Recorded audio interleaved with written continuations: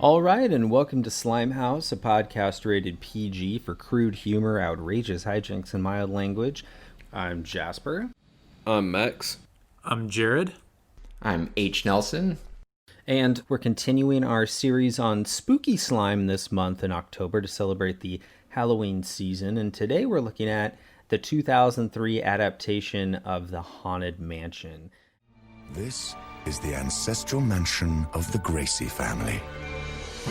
It's a real fixer-upper. With a Victorian ballroom, secret passageways, spacious grounds with room for the whole family, and a mystery that has cursed the house for over 100 years.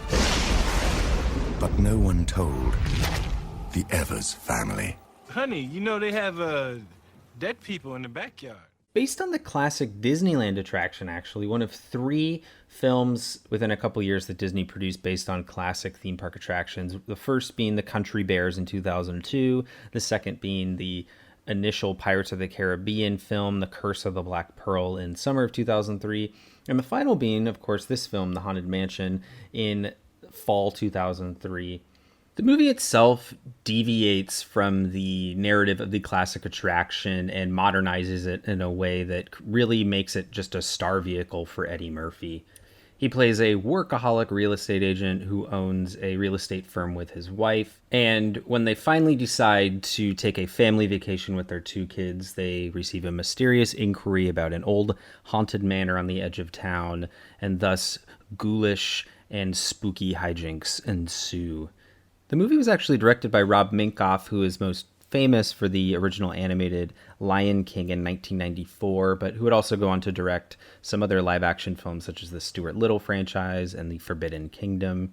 The writer of this film, David Berenbaum, is also a slime star himself, writing Elf, which came out in the same month as The Haunted Mansion, the Tim Allen superhero movie Zoom, the adaptation of the Spiner Rick Chronicles, among some others. And there's also some supporting cast in this that have seen themselves in some slimy fare that we've already covered. Jennifer Tilly and Wallace Shawn, especially, who were both in House Arrest. But as I mentioned, it's really just an Eddie Murphy starring vehicle written around him, and he really just runs the show in this movie. Yeah, this sort of fell in the same, right smack dab in the middle of Eddie Murphy's sort of family run. It was between the first two Shrek movies, same year as Daddy Daycare, and shortly after Dolittle 2, as well as I Spy and Pluto Nash, which are not exactly family films, but definitely sort of fit the Slimehouse aesthetic and definitely fall into this sort of midpoint of Eddie Murphy's career. And I think this may be one of the more well-remembered live-action Eddie Murphy family films from that era. Sure, and it came out, like, we talked about this coming out the same month as Elf, which is November 2003, and I think this is one of the most stacked months for Slimehouse. Not just those two films, but also in order, it was Elf, which came out in the first week of November. After that was Looney Tunes Back in Action, Joe Dante. Week after that, you had Cat in the Hat, starring Eddie Murphy's Shrek co-star Mike Myers. And then the week after that, you had The Haunted Mansion. So these four movies, like within a week of each other, if I'm not mistaken, I just find that to be one of the more pivotal or more interesting months of releases for Slimehouse, especially in the 2000s, because we think of 2003 as one of the last peak years of Slimehouse. 2004 is when the swamp era of Slimehouse, as we call it, sometimes gets into play. So this is a really, like, I remember being 11 when these movies came out, and I was kind of growing out of Slimehouse movies at that time, and I was finally allowed to see R-rated movies in theaters. The Matrix sequels came out this year, and I was like, those were the first R-rated movies I saw in theaters, and I was just more interested in those kinds of movies at this point. Also, The Last Samurai was another R-rated movie that was one of my first in theaters. So it's interesting because I saw Elf, but I missed the other three, and this was kind of when I personally was getting more into like film in general, not just the family films and the films within that are Slimehouse. So it was interesting to visit Haunted Mansion for the first time. This was your first viewing of it? Yeah, and I said this in Hocus Pocus episode, but I didn't see a lot of pumpkin spice slime growing up. So yeah, I didn't see Haunted Mansion when it was in theaters. What about Jasper and Max? Have you guys seen this movie previously? Yeah, I'm a few years younger than you all, I think, so I remember seeing all of these movies in theaters, maybe opening night. Haunted Mansion might have been my most anticipated movie, like, of my lifetime up to that point. Nice. I can see this being like Flubber for someone who is like 5 years younger than me. Yeah, because I can see that. I'd been to Disney World once at this point. I went to Disney World in 2001, and I sort of fell in love with it, and the Haunted Mansion was my favorite ride, and pretty shortly after when I went on that trip is when they started advertising this movie. I think there was a teaser trailer for it on both a DVD of the Apple Dumpling Gang, like with Don Knotts, as well as Ong Lee Holt had a teaser for this.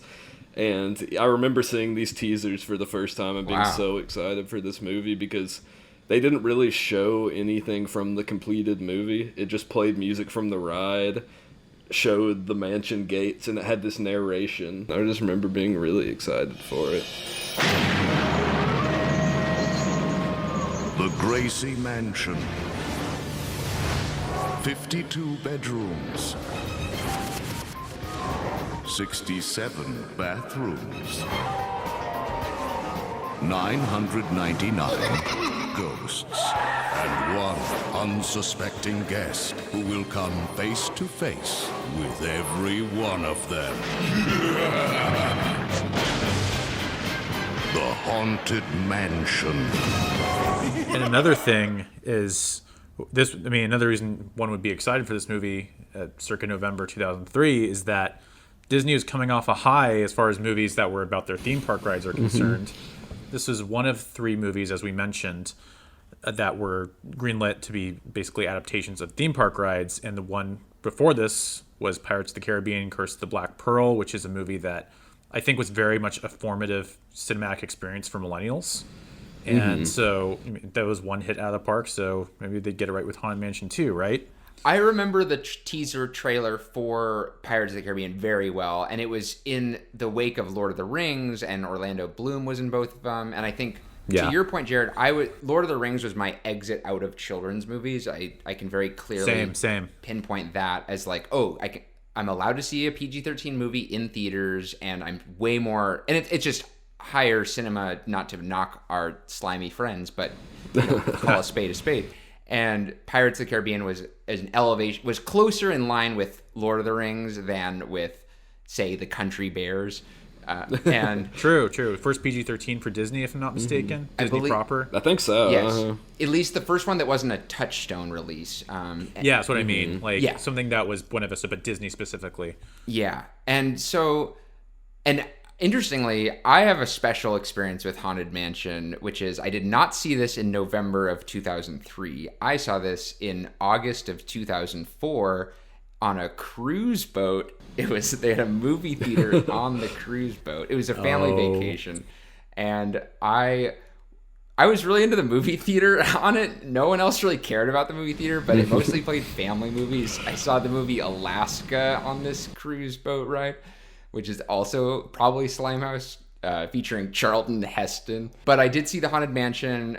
I went to the late show, which is probably at like 8:30 p.m., but it felt very late at the time. And so I have a weird place for this movie where I was kind of too old for it when I saw it, I felt a little too old for it, but I enjoyed it partially because of the external elements and just kind of the novelty factor. I think movie theater experiences are, I put a lot of credit into how you see movies, and this was one that I had a positive one with. And so it's one of those movies that watching it again now, A, I remembered it quite well, and B, it's not an amazing movie, and I think it's easy to say that, but for some reason I don't have any real negative energy toward this movie. It doesn't upset me. I didn't have any hype be let down. It's just kind of a random family movie to me, whereas a lot of people hate this movie or speak very negatively against this movie. It got really panned.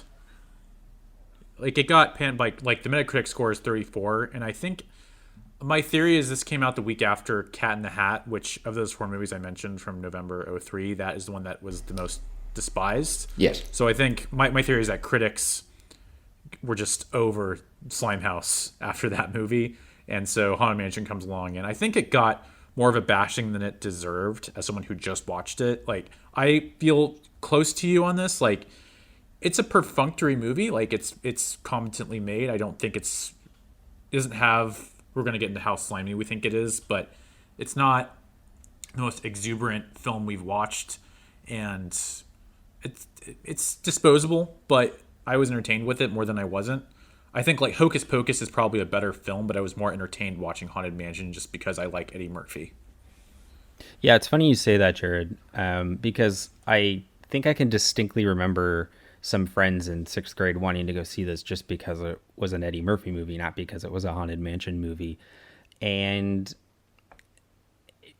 looking back at that fall of 2003, it's going back to kind of what Nelson and Jared were saying.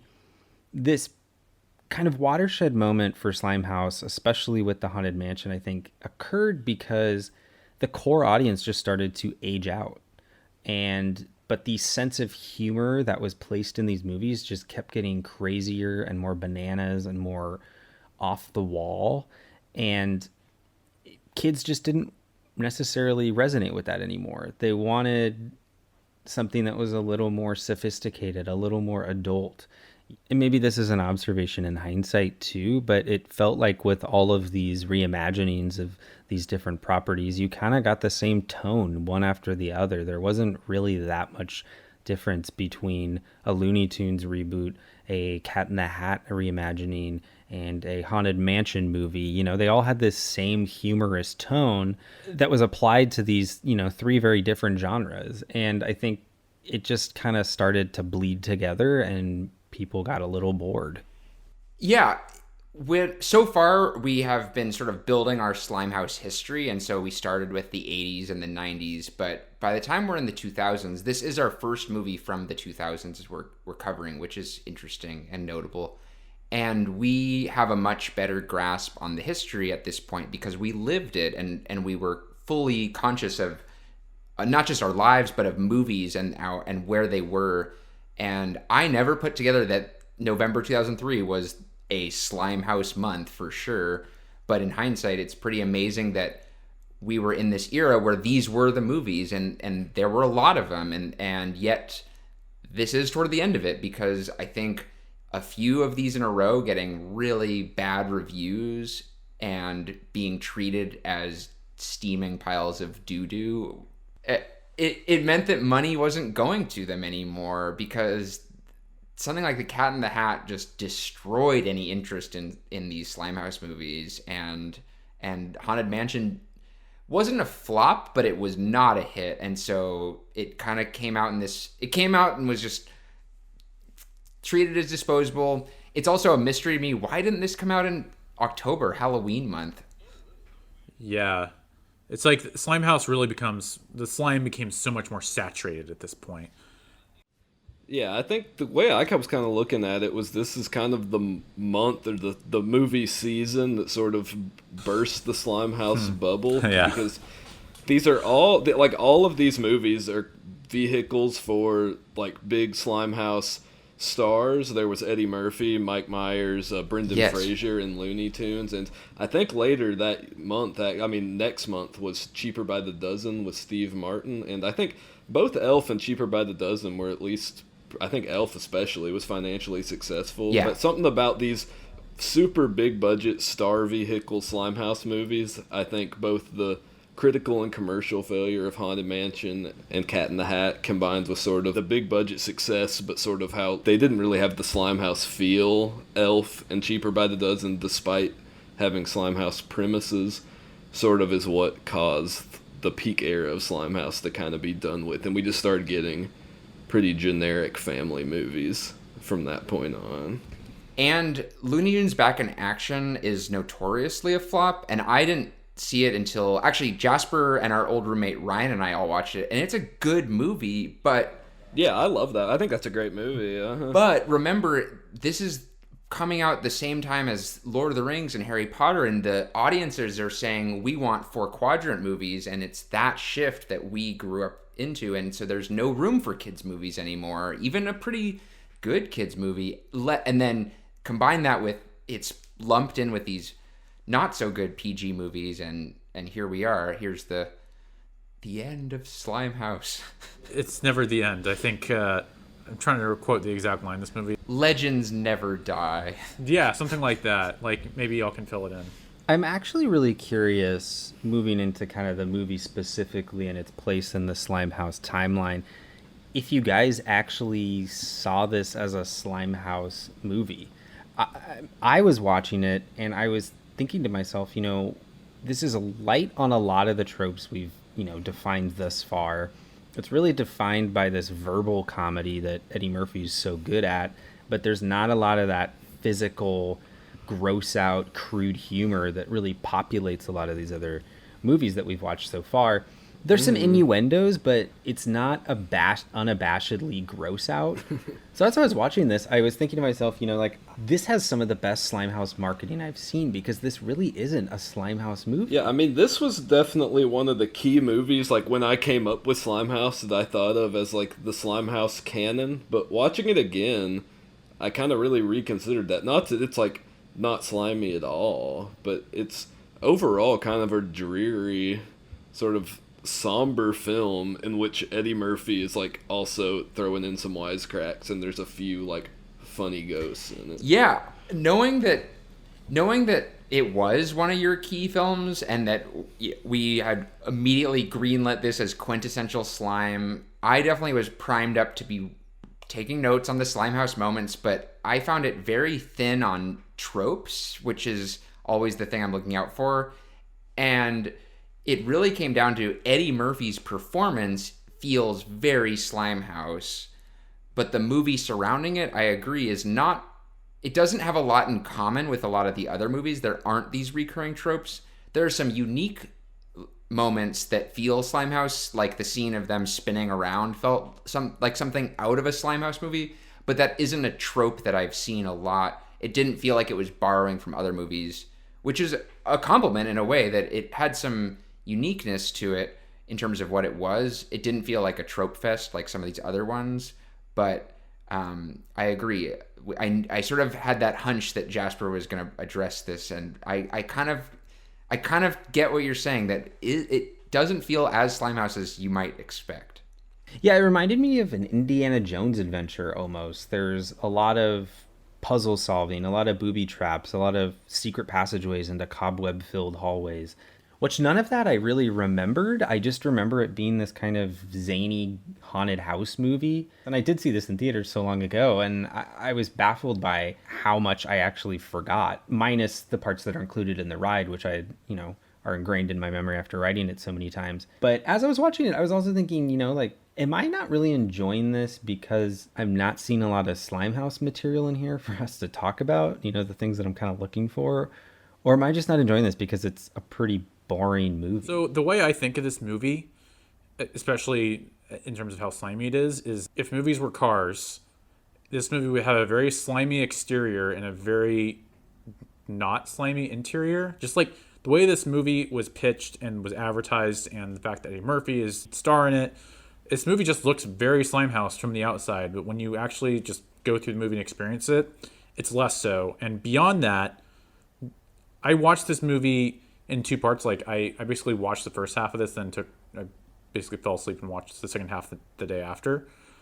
The first half is slimier than the second half to me, because it's more about the family dynamics. Basically, the first half is about him relating to his family, or not being good enough of a dad, basically.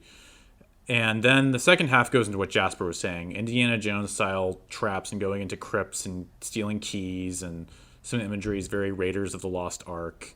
So I think when we get more into that, and the family is also split up at that point, and I think at that level it just becomes less slimy and just more like just another kids movie that's not slime. Yeah, I mean, for sure. I was actually going to say that exact same thing. Weirdly enough, like, before they get to the Haunted Mansion, this movie is slimier. Just in that, like, the gags are, like, he finds his kid with, like, a Sports Illustrated magazine, and he's this overworked dad. He's dealing with these clients who are like super wacky at a tiki bar, and it just feels like a Slimehouse movie. But then once they get to the haunted mansion, the movie takes on this sort of, I know I said this about Casper as well, becomes this sort of gothic romance in which there's like ghosts and monsters and Eddie Murphy mugging throughout, but the tone overall is more serious than a lot of the stuff we've talked about, and it's just sort of an adventure movie, like a horror adventure, not exactly a Slimehouse movie. There was a line that said multiple times, first I think by the wife and then the daughter in the movie, that they're going on a big family adventure. And I haven't watched the trailer for this movie, but I just imagine that being like a line they slipped in there to be like, oh, how are we going to market this movie? Oh, it's a big family adventure. Because it's said, I think, 3 times in the movie, maybe not verbatim big family adventure, but family adventure or big adventure, which is very funny to me, because that's basically what it is. It's just a family adventure movie. It's to me less of a comedy and more of a fun little romp through a spooky manor. Yeah, I was thinking that if you cast someone like Ben Stiller in this movie, who's a comedy actor, but he plays it straight usually, with some exceptions, but usually he's the straight man. Take something like Night at the Museum. He's the one who just sees weird things happen and goes, oh, that's weird. And that's sort of his reaction. It wouldn't feel very Slimehouse at all, but because Eddie Murphy is so expressive, especially with his eyebrows, which are so Slimehouse friendly. He is the only thing at a lot of time, in a lot of scenes, he's the only Slimehouse moment. And I especially like your car analogy, Jared, because I agree the exterior is the most Slimehouse. The most Slimehouse moment in the movie maybe is the first scene, which is a complete copy and paste from Casper, with a random kid riding his bike to the gates only to get scared away. And that's just a way to establish the mood, but and feels very akin to Slimehouse. But many parts of the movie, once we're at the mansion, not so much. Yeah, and kind of there are a few, as you were saying, Nelson, there are a few very Slimehouse elements, and I think overall, obviously we talked a lot about this as an Eddie Murphy vehicle, and a lot of Slimehouse movies, especially kind of in this prime slime era, are vehicles for a lot of these comedy actors to do their shtick for kids. But the second one, I think, which we've kind of talked about too, is that it's just a reimagining of an old property, no pun intended, in that it's, this classic Disney IP, the Haunted Mansion, that they're updating, or rather just bringing on to the big screen, which, to me rings very, very true of the Slimehouse genre. And I think of like the Flubber also fits that description. And that also is it's a remake of Absent-Minded Professor, and is this big vehicle for its lead comedian actor in this family-friendly recontextualization, because earlier on in their careers, Robin Williams and Eddie Murphy kind of had more adult skewing humor. But I was juxtaposing those two career paths, or those two actors in their careers. And I feel like with Flubber, Williams' performance and his energy in that was kind of like an appendage to just his usual shtick. Whereas I think of this movie and when it came out, we've talked a little bit about the other Eddie Murphy movies of this time, but this was when his reputation was starting to be like he was putting too much water in his beer, so to speak. And like Pluto Nash was the year before this. And I think compared to like how Williams was received in Flubber, I think this movie for Murphy was kind of like just him diluting his brand a bit. By the time something like Norbit had come out, I think Eddie Murphy really had a tough... He never was able to bounce back from doing these Slimehouse type movies, and I think that's interesting. And here's how I kind of contextualize, like, Williams being in Flubber wasn't as big of a deal. It was because he actually won an Oscar that same year as Flubber came out, whereas in this time period of Murphy's career, he was like nominated for an Oscar and was a frontrunner at one point for Dreamgirls, but then Norbit, as you mentioned, came out and he ended up losing that Oscar. And there's a theory that it was because Norbit was just, that came within like a couple weeks of the Oscars, and it was just so reviled and people just didn't want to vote for him, I guess. Going in on kind of the Haunted Mansion-ness of this movie, Max, you were saying that you were so excited for this movie because it's an adaptation of the Haunted Mansion attraction, which growing up as a Disneyland pass holder was also one of my, that and Pirates of the Caribbean were my two favorite, rides at Disneyland. So I was very excited about Pirates of the Caribbean. And when that proved to be awesome, I was also very excited for the Haunted Mansion. But similar to Pirates of the Caribbean, there's actually not that much that is taken from the ride except for some like little details and Easter eggs sprinkled around, which, especially rewatching it now, I was actually very disappointed by, because I think there is such a rich mythology in that attraction to pull from, and they kind of just pulled the little tidbits. Yeah, it's like they sort of resign it all to just Easter eggs for fans to sort of see. Like there's the wallpaper in the certain scenes, and then there's a scene where they're going through the graveyard with Wallace, Shawn, and a hearse, where it feels like they kind of tried to stuff in all the references they possibly could, because that's the only scene that actually feels like how when I was a kid I sort of pictured a Haunted Mansion movie would be, where you have all these zany ghosts, sort of, they're all ghosts from the ride in that scene, doing sort of just like they have the dueling ghosts, and there's a ghost that's a king, and a ghost there's like a mummy ghost, and ghost drinking tea and all this, and it's just, that feels like they put that in to try to please the fans, and then everything else, the Haunted Mansion, this is just sort of incidental, because I mean Pirates of the Caribbean also is kind of like that. It's mostly Easter eggs, but I feel like it at least sort of captures the mood of the ride. But Haunted Mansion movie, I don't feel like really captures the mood of the ride, and that there's not too many ghosts that are actually important to this film, and the ghosts that are important to the film are very miserable people. They're not like the whole ride is just ghosts like partying and having a good time, but all the ghosts that are central to this movie hate being ghosts, and they don't want to be ghosts anymore, and it's just kind of like I remember as a kid being actively upset by the whole sort of storyline that like Wallace Shawn's character, at one point he's like, they're all doomed to roam the earth for eternity. They like, and it's like, well, I thought all the ghosts in the Haunted Mansion liked being in the Haunted Mansion. I didn't know they were just cursed to this life. So This movie would be more Slimehouse if the ghosts in this movie were more like Slimer.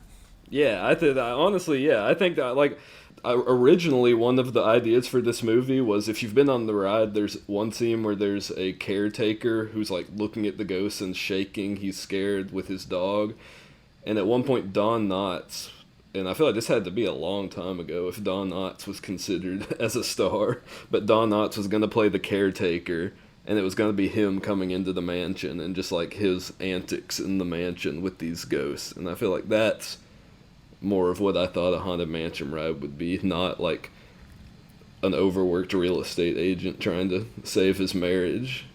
And that's what, and going back to it, I think that's what one of the few things that makes this so Slimehouse is, like, there's an ignorance of the charm of the original attraction and what makes it so special and charming. And they're building a movie around just the title and the setting.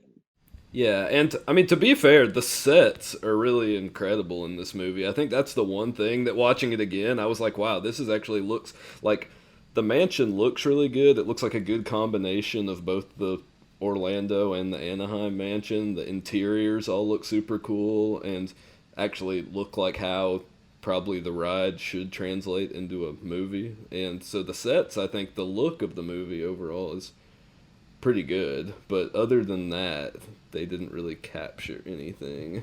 I think a weakness too, we've talked about Eddie Murphy a good amount, but the supporting cast, notably his family, are, dare I say, weak in this movie. They really aren't given a lot of personality. The two kids in the movie, the only scene where we introduce them, all we know about them is the boy is afraid of spiders and the girl is a 13-year-old, and that's all you know about them. Yeah. And I think that hurts the film a lot because there's no growth in the characters. They don't have anything to do or change. He gets over his fear of spiders, big whoop, but yeah, which I think that's a weird thing. Like, they treat it like this is some huge character flaw that he's scared of spiders, where it's like, Most people are scared of spiders. That's not like you can go through life with a fear of spiders. That's not really something you need to battle. Yeah, towards. and Eddie Murphy has this whole character arc of, oh, I need to be a better dad and all this stuff, but the rest of his family is just given nothing to do, and it really hurts the movie for that reason.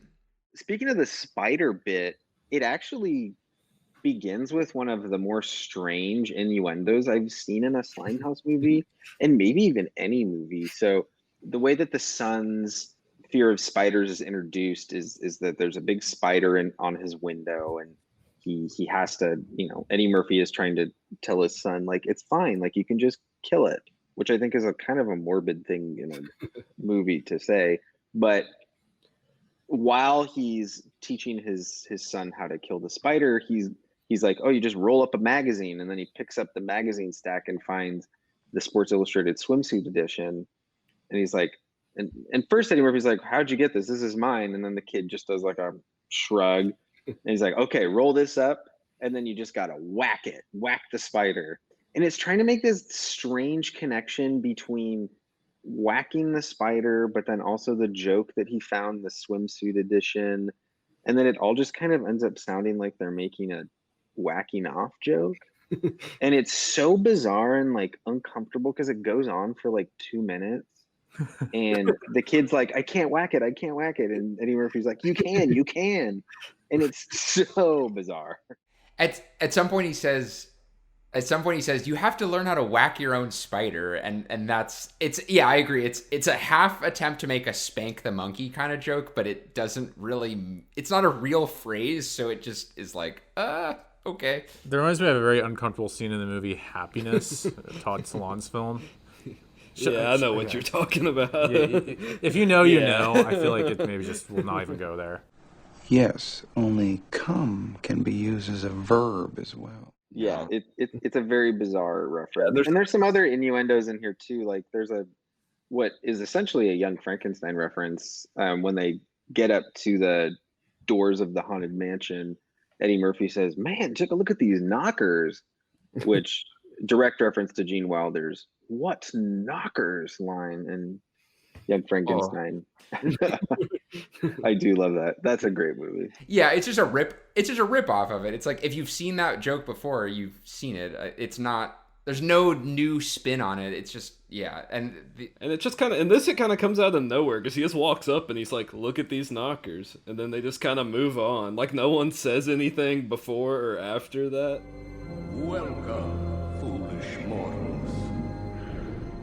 Well, do we want to move into a little trope time really quick? Yeah, I'll start with, I mean, as we've said, the biggest slime element here is Eddie Murphy and his performance, but some of his character arc is basically learning to be more attentive to his family and their needs rather than his own desire to just make more money. And I think the way the film frames his sort of like ego and how proud he is of his business is like his wealth and his shoes and his suit that he boasts about, and also his car is pretty nice.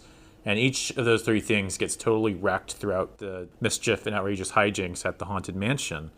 So at the graveyard, he gets his I think what happens is he steps in a pile of what, and he says crap, and then his son says crap immediately after that, and he basically Murphy corrects his son to not say the word he just said.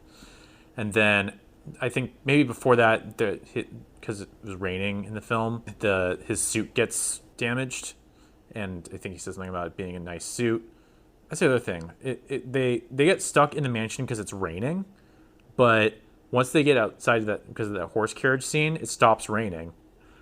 And I was just like, what is going on here? But then, yeah, he also lands on his own car and basically crashes the castle to prevent the wedding, which is a direct parallel to Shrek. But he wrecks his car doing that. So yeah, there's like three of his material possessions that get wrecked in ways that were kind of Slimehouse. They weren't like really played up in the way they are in like a more gross out Slimehouse movie where you'll actually see like the suit get really, tattered, or the shoes. Like that kind of doesn't really there's no camera shot that focuses on those things happening. But the car for sure gets wrecked in glorious fashion. Yeah, and I think before the car gets wrecked, his daughter like leans on it or something, and he has a whole line where he's like, she's like, it's just the car, and he like is wiping off the car, and he's like, don't listen to her, baby, or something like to the car. And I feel like that's like a very like Slimehouse version of a rich guy that like talks to his car like a person and all that. When we talked about, I remember when we were on the Flubber episode, and Max was saying that how the Haunted Mansion had 45 minutes of real estate dialogue, and like, yeah, you weren't joking. No, Like, yeah, it's just like a lot of real estate stuff in this movie. Like all these evers and evers. He keeps repeating evers and evers, and like I kept thinking there was some kind of joke I was missing with how much they said evers and evers in the movie, but I think it was just that their tagline was "We'll keep you happy forever and evers." I think is what it was. Yeah.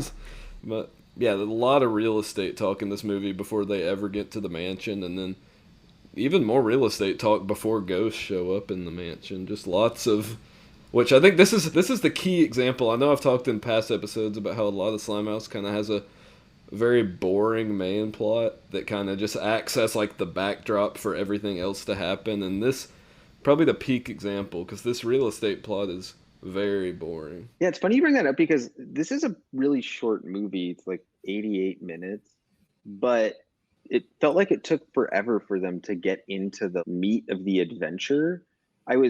Like that early kind of exposition of one, the family's life, and then like the haunted mansion once they're in it.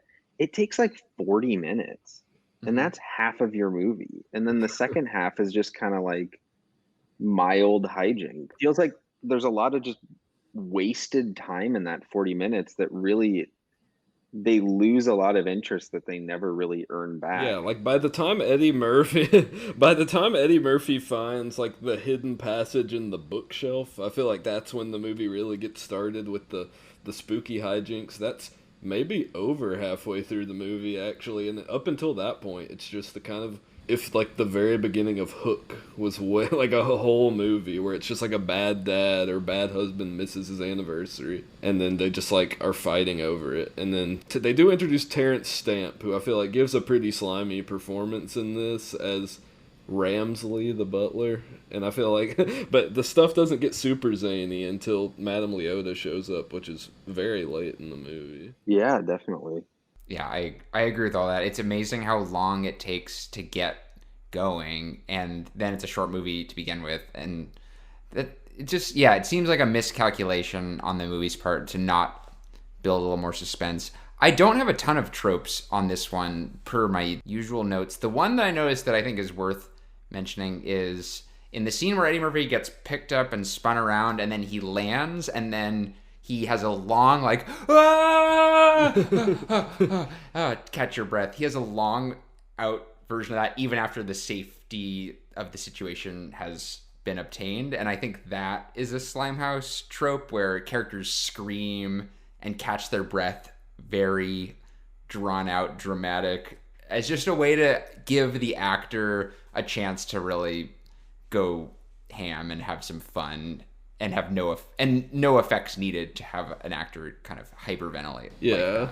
And one thing that we talk about in previous episodes, Casper being the last one, was the food.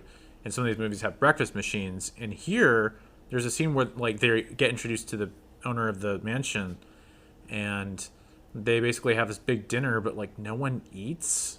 Did anyone catch it? It's like, yeah. and that's a fitting just sort of like representation of like how this movie doesn't really seize any of its slimy potential. Like no one eats. Yeah. In Slimehouse movies, you gotta eat and you make crazy food. and like, yeah, I mean, like, there's a lot of potential. The slimiest dinner scene I think of that would work in a similar fashion to this would be the Beetlejuice soup scene.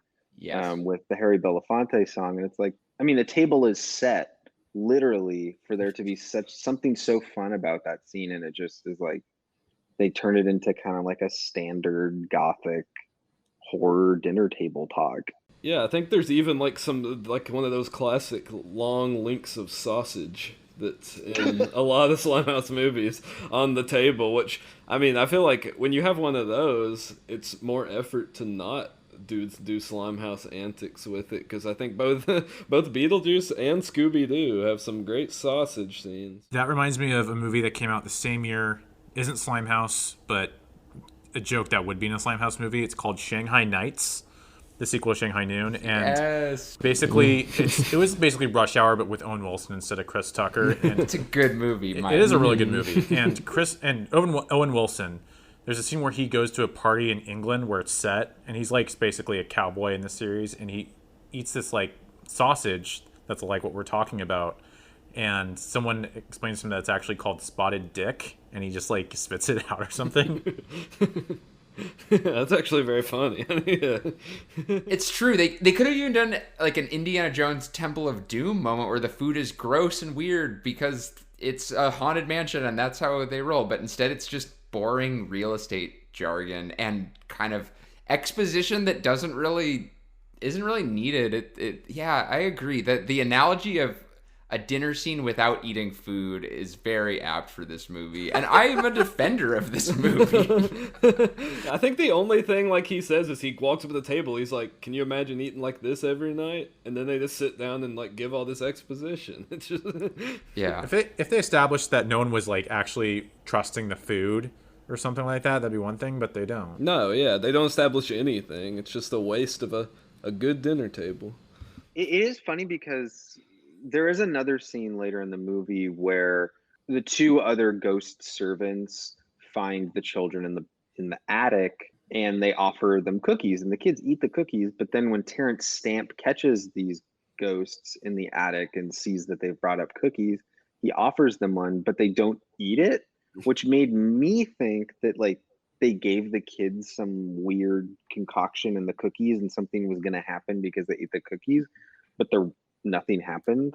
Like the movie just kind of went on. But that is another lead to like cookies could be considered junk food. So there's a little junk food, and there's actually a line that I thought was very funny. And you can barely hear it, and it has no purpose in the movie whatsoever. But the son, when they're kind of trying to get into the mansion, like looking in all the windows, says, "Hey Dad, can we go to that pizza place that I went to where I ate so much pizza I threw it up and you could still see all the pepperoni chunks?"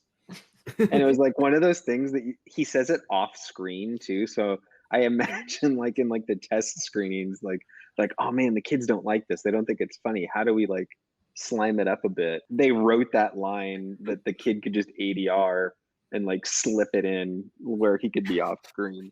Yeah, 11th hour slime. because yeah, I actually put that down in my notes as one of the slimier moments in the movie, and that's a real testament to how little slime there is in this movie that I put this off-screen throwaway line. That's one of the slimier things in the whole thing. It's a testament to the filmmakers not really embracing the haunted mansion in a lot of ways, or embracing it in much more of like a Phantom of the Opera way. I have to say, so there's this opening credit sequence and it's all very dreamy masquerade ball type shots, and it actually reminded me of the DVD documentary The Secret, which have you guys seen? I think in the book, or I've heard of the book by reputation, and it's kind of the self-help book. Yeah, isn't it like an inspirational book? Yes, it's a little culty, isn't it? Yeah, it's very much like if you believe it, it will come true, and the documentary version has a lot of recreation that's very old-fashioned and like weird close-ups and very thin on creativity and more just like, ooh, what's masquerade ball close-up shot and yeah, felt very hollow. Without the title The Haunted Mansion, it could just be a generic, spooky kids horror movie. Sorry, I don't even want to say horror because it's not that scary. There are a couple good jump scares, but it solely rests on its title. It does nothing to lift itself up beyond the fact that it is an IP that people recognize, which is, I think, probably one of the reasons that at the tail end of this era of the slime, I think that that's maybe what impeded a lot of this. The Cat in the Hat is a movie that just relied on the familiarity of its title. And then when people went and saw it, they're like, this is not the Cat in the Hat we love. This is some weird, crude, kind of disgusting version of it. Haunted Mansion, kind of the same thing. It's like, oh, this isn't the Haunted Mansion we love. This is just some boring, drab generic old, just some God. classic haunted house movie. There's nothing about it that lights up what makes the ride great, which we've already Yeah, I talked mean, about. even Wallace Shawn's character, I was expecting him to really crank up the slime, and I mean, he sounds like Wallace Shawn, which of course gives it some sliminess, but he's sort of his character is just talking about how he like wants to go to heaven and all this stuff, which is like a weird, heavy topic that isn't really the fun I expect from the movie. He does have a great callback to the ride, though, where they're talking about, oh, how do we get out of the house? How do we get into the graveyard? And then there's like a quick zoom in on his face, and he says, "Well, there's always my way." Yeah, I think that's the best fan service in the whole thing is that. One more quick fan service thing that I thought was very interesting, and I meant to look it up, but there's one shot when Eddie Murphy, he kind of finds his way out of the back tunnels that he's kind of locked in behind the secret staircase, and he finds his way out by like peeling back a painting. And then the subsequent shot of the hallway that he's in, I think, is the actual cue from the Anaheim Haunted Mansion. It's definitely the paintings, like the same changing portraits in the hallway. I'm not sure. Yeah, that'd be interesting to look up if it's the actual hallway, but it's definitely the same portraits. There was one line that I took as kind of a meta commentary on Disneyland, and it's when they've gone through hell and back, pun intended, to get the key, and they come back to the psychic ball played by Jennifer Tilly, and she says, actually, you got to do one more thing. You got to find the chest which has the key. And Eddie Murphy makes some comment about, oh, we did all this work and we have to do more. And Jennifer Tilly says, look, I don't make the rules, okay? I just work here. She actually has some good lines in this. She doesn't have as much screen time as I remembered, but I think Jennifer Tilly overall is pretty funny in this. Yeah, going back on, sorry, I haven't done my tropes yet. My trope, I have two tropes. One is just kind of fun. There's a lot of heads getting whacked off in this movie, not in the innuendo way, but just being hit with a projectile, whether it's a tree branch or a sword, and they just like fly off, which I always find funny visually. There's a lot of that going on in here, which we saw in the Monster Squad, which we saw in Hocus Pocus. But the biggest trope, I think, is that the adults don't believe in ghosts or the kind of supernatural goings on of the movie. But then the kids immediately believe. Like when they're first confronted with a ghost, they just kind of immediately believe. So I think that that's something that we do see a lot in these Slimehouse, specifically kind of these spooky Slimehouse movies, but also all over the map in a lot of the more fantasy slime world. That's more of a thematic one, but I did think that was an important one to point out. One thing that we don't really talk about too much yet on episodes is and we do this on the website, our website, slimehousepod.com, but we have a lot of promotional material for films that we talk about, and just the merchandise that came out and any sort of material like that. One thing I wanted to bring up, since we're at this stage of Slimehouse where these movies were bigger budget and they had more of a campaign to how they were targeted towards audiences, is this movie had a tie-in video game. And some of these later Slimehouse movies do have this quite often with, this same time period. There was a game that came out a month before the film for that generation of consoles, so PS2, GameCube, the first of the Xboxes. And I know some of us have played that before, but I was reviewing that game before this episode in preparation, and it was really interesting just to revisit how commonplace like tie-in games were for family movies at this time. And if you bought the Haunted Mansion game like a month before the movie came out, it came with a free movie ticket for up to $6.50. I think I saw this movie with my Haunted Mansion video game movie ticket, actually. Yes. And the game, as I know it doesn't really have anything to do with the movie. It's a tie-in with the film, but the people who made the game did their own thing with it because, might as well. And the protagonist of that game is the groundskeeper from the ride rather than Eddie Murphy, and it's set in like the Civil War era. Because the ride is based off of like a mansion in New Orleans, and In the film, it ends with the talking heads, or the singing heads, I mean, singing "When the Saints Go Marching In," which is very much like a reference to that area. But of the movies we mentioned from November 2003, Looney Tunes Back in Action also had a tie-in game. Cat in the Hat also had a tie-in game. So I think that's just a staple of some of these later Slimehouse movies. Like these studios put more money behind the campaigns for these films, and there was just more material to go with it. I want to come back to the video game thing, but another interesting thing is that the last shot of the movie is them driving away on their next family adventure on a bridge with a ton of water basically on it, and it's a real place in New Orleans. There's a certain part of the road where you feel like you're literally in the middle of just an ocean of water. It's a pretty cool way to kind of establish it as being in Louisiana.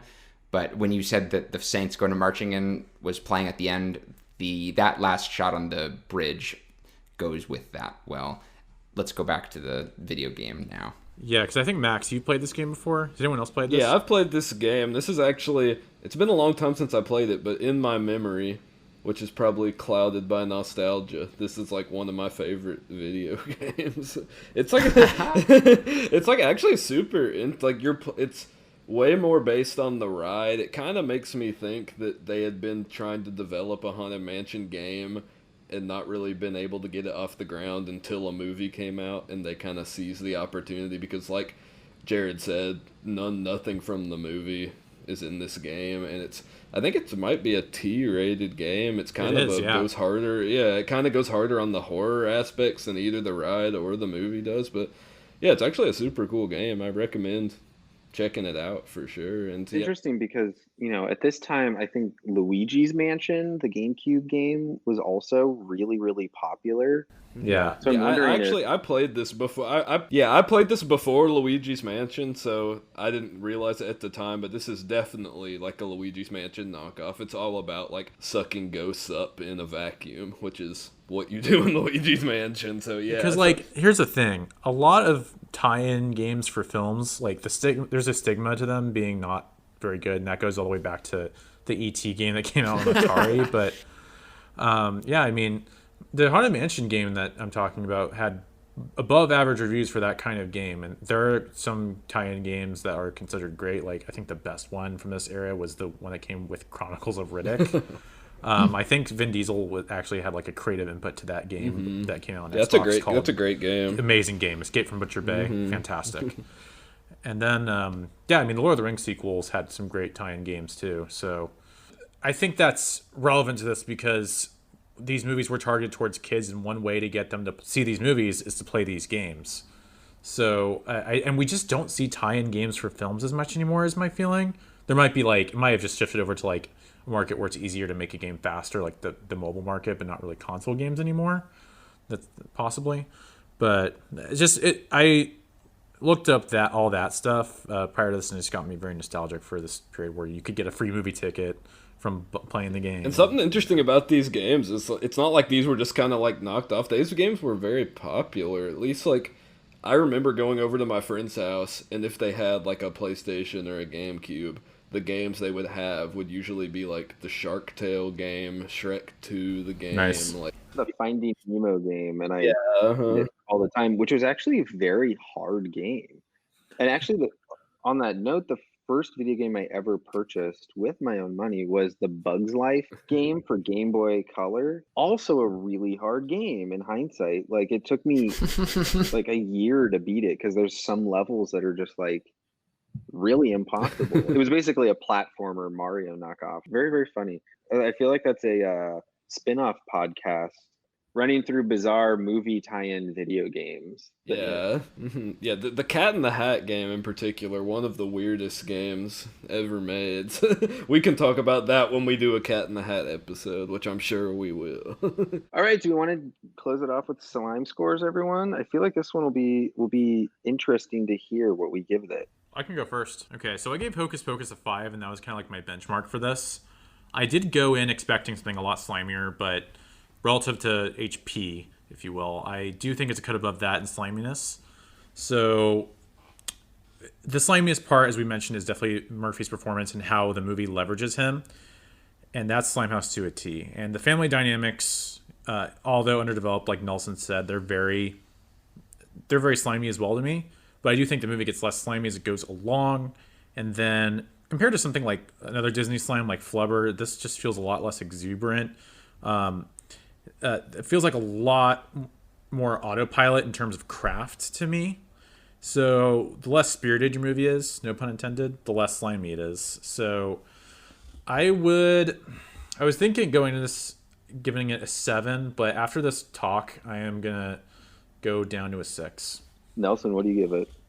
I think Jared's points are all very sound. I feel like we usually are right around the same page on the material. I think I'll give it a 5 only because, yeah, I think compared to what we expected in terms of Slimehouse potential, it's like if we're talking physics here, the Slimehouse potential energy of this movie is a 10, but the Slimehouse kinetic energy is like a 3.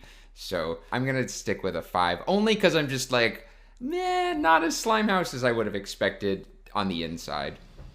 Yeah, I mean, as I mentioned earlier in the episode, this was sort of one of my benchmarks when I was coming up with the whole genre of Slimehouse. And, I mean, there's still some very slimy aspects of it. I think Eddie Murphy's character type of the hairy dad that forgets his anniversary is a very Slimehouse archetype. I mean, the ghosts in the rare times they're actually in this movie have a pretty slimy look. Yeah, overall this movie's a pretty dreary affair. It's a kind of a somber story about a guy that's like wife was poisoned and he hanged himself. And all Oh, I this forgot stuff. about It those just feels- shots. Like, yeah. that's weird. It's not much fun, and for that reason, I'd say I agree with Nelson. I'd have to give it a 5 because it's got Eddie Murphy. His performance is very slimy. The potential is definitely there for some key slime, but it's just overall kind of a somber movie. And for that, I'd say, yeah, it's kind of right down the middle of 5. Yeah, I think my gut, so I'll just go with my gut here, and I'm going to give it a 4. I like that you brought up Hocus Pocus, Jared, as a kind of a baseline for this subgenre of Slimehouse. I think I gave Hocus Pocus a 6, and my reason for dropping this down 2 notches is that kind of what Max was saying. It's not fun. There's no spirit. There's no enthusiasm here, and it feels like Eddie Murphy's kind of just phoning it in a way. And there's nothing that goes so balls to the wall that I'm like, yes, slime. There's lines here and there. There's moments here and there, but they're so few and far between. And to me, I really, if the marketing, if the poster looked different, I would have no inclination, I don't think, to say this would be a Slimehouse movie, because they sell you that it is a Slimehouse movie and it really isn't.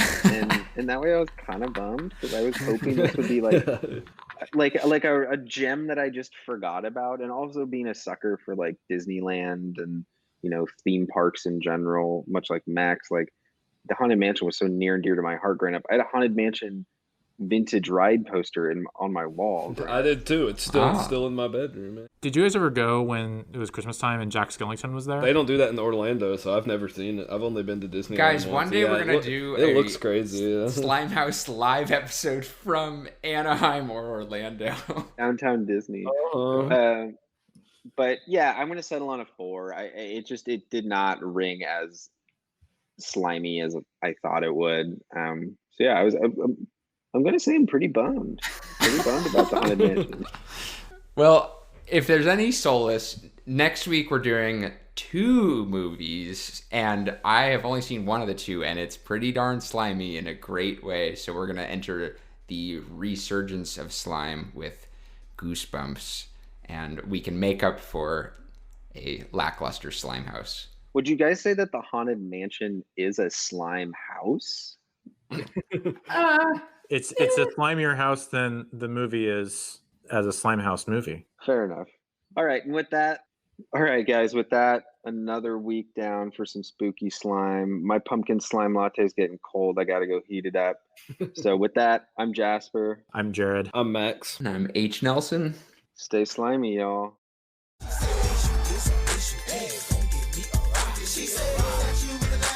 Slimehouse, a podcast created by Jared Anderson, Jasper Birnbaum, Max Morris, and H. Nelson Tracy. Visit us on the web at slimehousepod.com. Our website is created by Brian Hume of Valencia Creative Co. Theme music composed by Greta Russell. If you like what you hear, support this podcast at anchor.fm/slimehousepod or by following us on social media at slimehousepod.